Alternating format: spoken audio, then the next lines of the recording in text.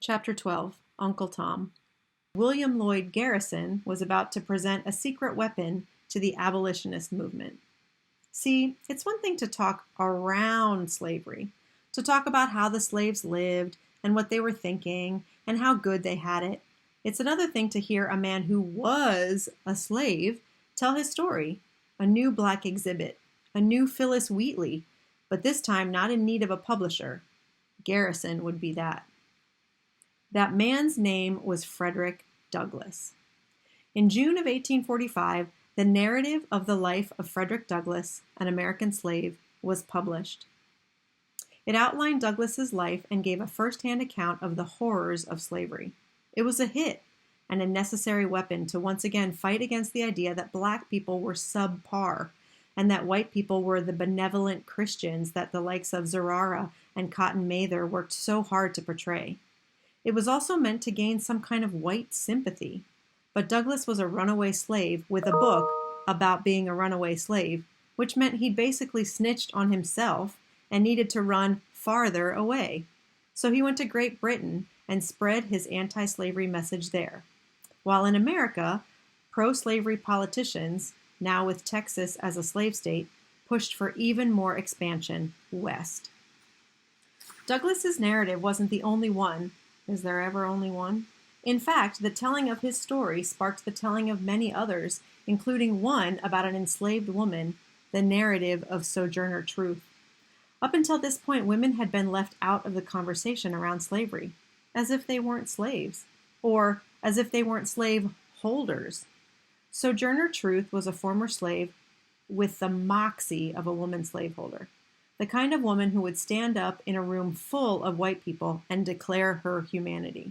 She was bold, and that boldness, along with the news about the Fugitive Slave Act, which was snatching free blacks and sending them to the cotton fields, inspired a white writer to go on to write a book that would be much, much bigger than Truth's or Douglass's. The book was called Uncle Tom's Cabin. The author, Harriet Beecher Stowe. Here's some notes on Uncle Tom's Cabin. 1. Tom, a slave, is sold down the river. 2.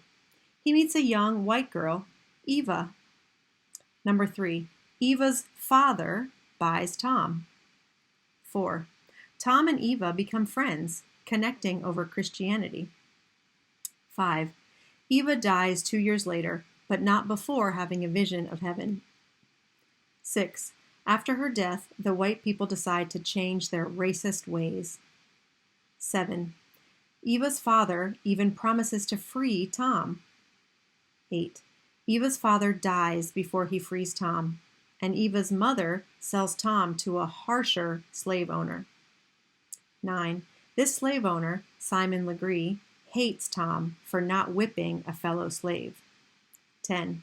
Legree tries to break Tom by breaking his faith, but Tom holds tight to Christianity. So Legree has him killed. Moral of the story? We all must be slaves to God.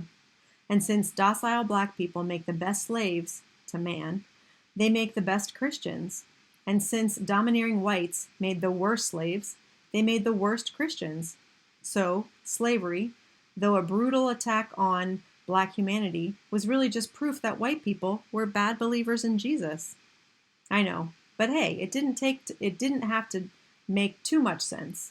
Despite critiques by intellectual giants like William Lloyd Garrison, who pointed out in The Liberator that religious bigotry in the book and Stowe's endorsement of colonization, and by Frederick Douglass from the assimilationist angle, who followed up by assuring whites that the black man, unlike the native, loves civilization, and therefore would never go back to Africa, as if Africa were uncivilized. Uncle Tom's Cabin exploded and became the biggest book of its time. Harriet Beecher Stowe became the J.K. Rowling of slave books. And even though black men hated the novel because they were depicted as weak, Stowe's story was drawing more Northerners to the abolitionist movement than the writings and speeches of Garrison and Douglass did in the 1850s. And that was no small feat.